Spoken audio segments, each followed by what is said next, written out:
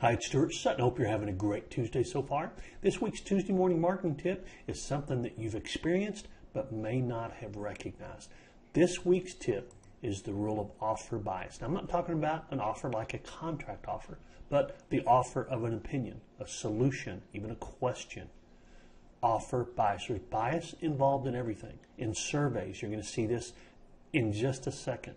But surveys sometimes aren't really worth the effort because of the way the survey's presented.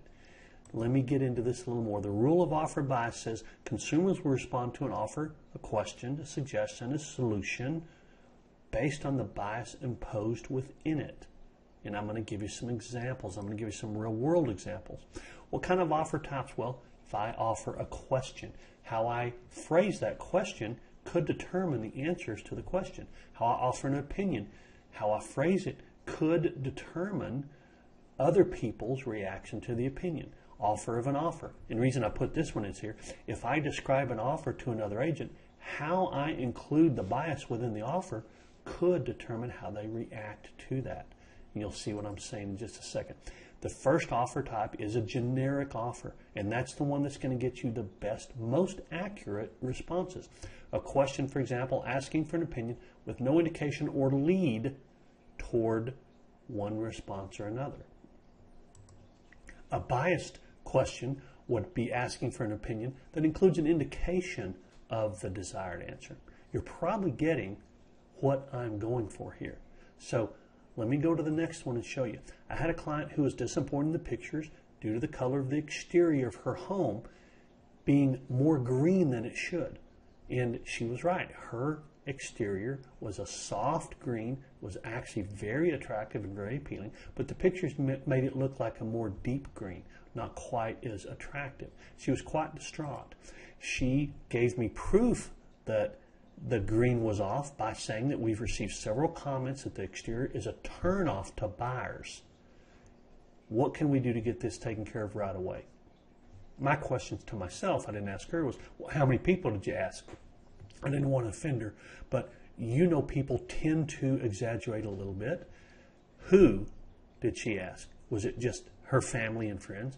And how were the comments solicited? In other words, how was the question asked? I'm going to give you a couple of examples. Here's what I did. I sent this question to a group of agents. Group number one, would you look at the listing? Please give me your opinion on the pictures and the presentation of the home and whether you would show that home if you had a buyer that matched up to it. That was the generic. All right. I sent this to a second group of agents.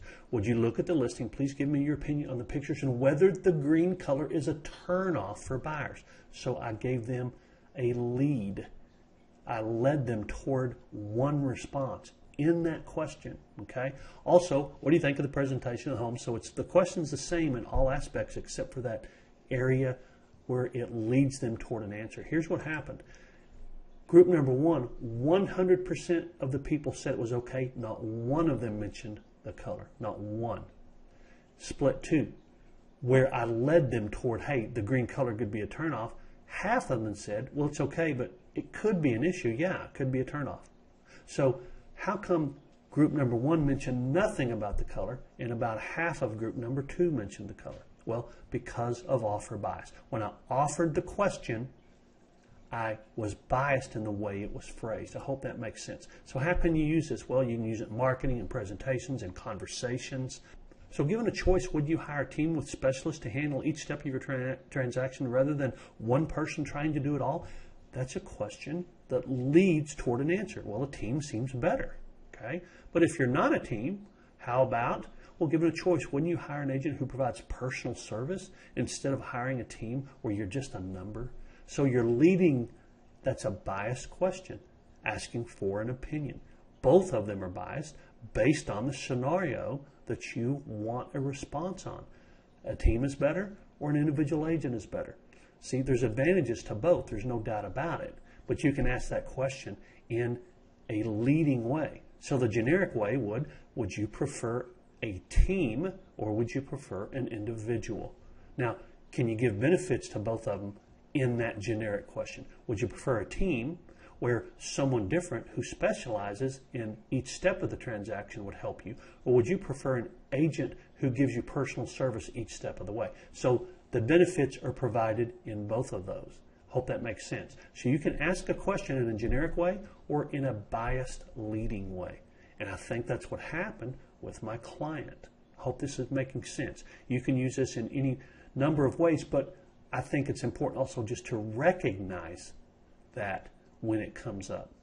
Anyway, I'm Stuart Sutton again. Thanks so much for your time.